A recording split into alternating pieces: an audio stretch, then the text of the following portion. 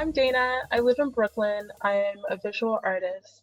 I'd say collage is, I guess, the main basis of everything that I make.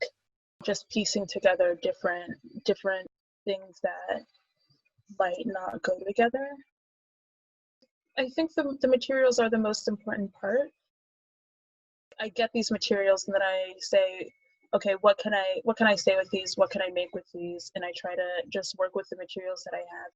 So I think everything kind of comes from the materials. I would say a lot of the times it's like I have a question and I find the best tools I could use to answer that question or to answer that question in a different way. So it's like these scarves I'm painting, but they're pieces of fabric you could wear.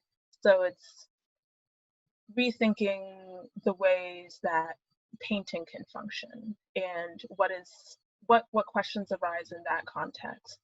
So it's just like a lot of asking questions and answering questions using different materials and trying to just like play around and figure out what works and what doesn't and why. I somehow came across boxing magazines, so I was using those for a while. I really liked the level of violence that was in those magazines because it's not something that you necessarily come across, but it's also not something I can necessarily directly relate to in the same way that I can relate to Ebony magazines. The Ebony magazines, I started using them because I wanted to use more Black women in my art. Just seeing the stylized images of like Black families and this image of being Black, like this like aspirational image, and dissecting the different versions of beauty within those magazines, really appreciating them, but then also being very critical of this one version of beauty that's being repeated within the pages. I might have been working with Cheering for the Home Team before that. That was a series of collages as well, but a lot of them were digital and the size of the collages changed. I was able to like manipulate them a lot through that process. And after that, I wanted to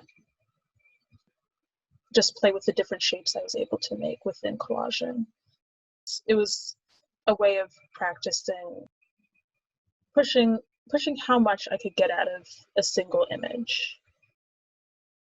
So with like Scenes from the Middle Class, there was like a very specific goal of creating 25 collages using ads that are a half page or less, and to incorporate a layer of paint and to put them in the job holders. I got a package of 25 job ticket holders, so that's how the number 25 came up. Also playing around with just like analog ways of photoshopping something. So inside of the job ticket holders, there's the layer that has the collage on it, which is just like a piece of transparency. And then there's the layer that has the paint on it. So that's paint on transparency. So it's like two layers inside of like this plastic thing.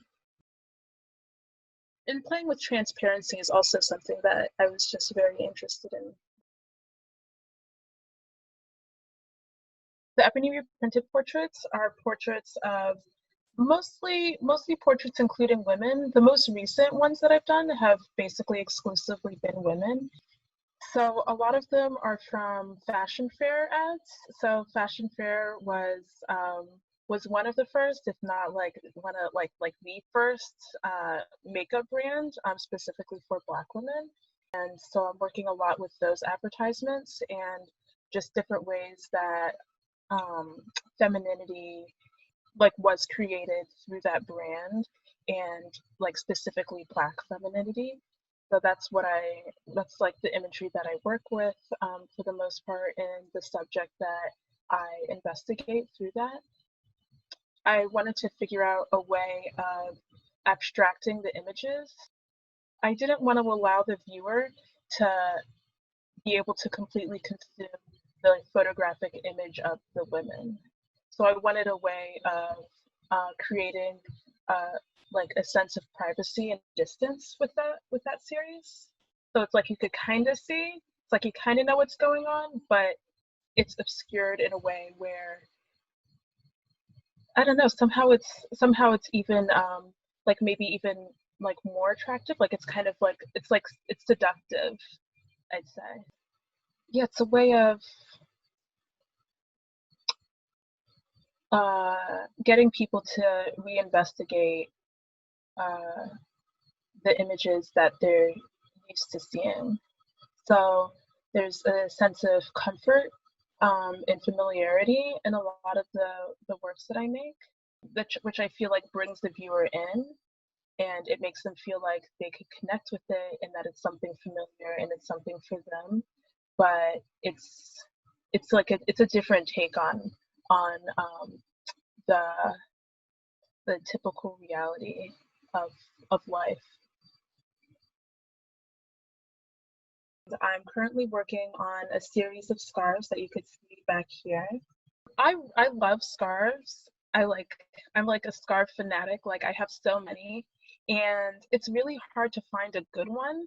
So I wanted to figure out what makes a good scarf, and as a result, I just ended up making tons of them.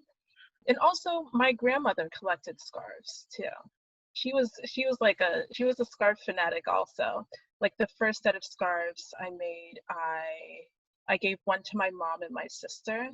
It's like a nice gesture and like a nice way of recognizing my history and just like repping my grandma and also experimenting in a really fun way where I don't necessarily have to think that much, because a lot of my work has with the interrogation of like various isms, and this is like a project where I just get to say, hey, what what makes a good scarf?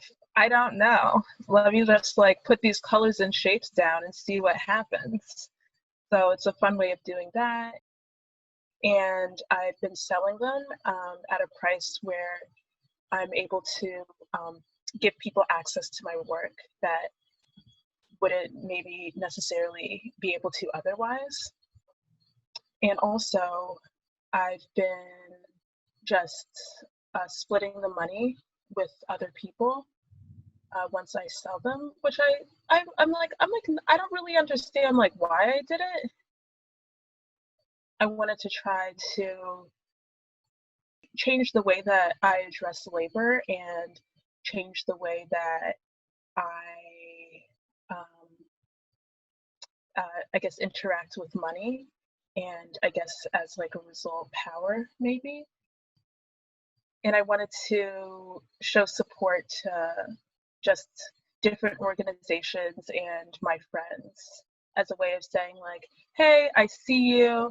I like what you're doing. Like, I don't know if you need this or not, but I'm going to give this to you because I believe in you. This, you know, it's not like a lot, but it's something, and it's, you know, it's just like nice that I that I'm like able to do that through this project.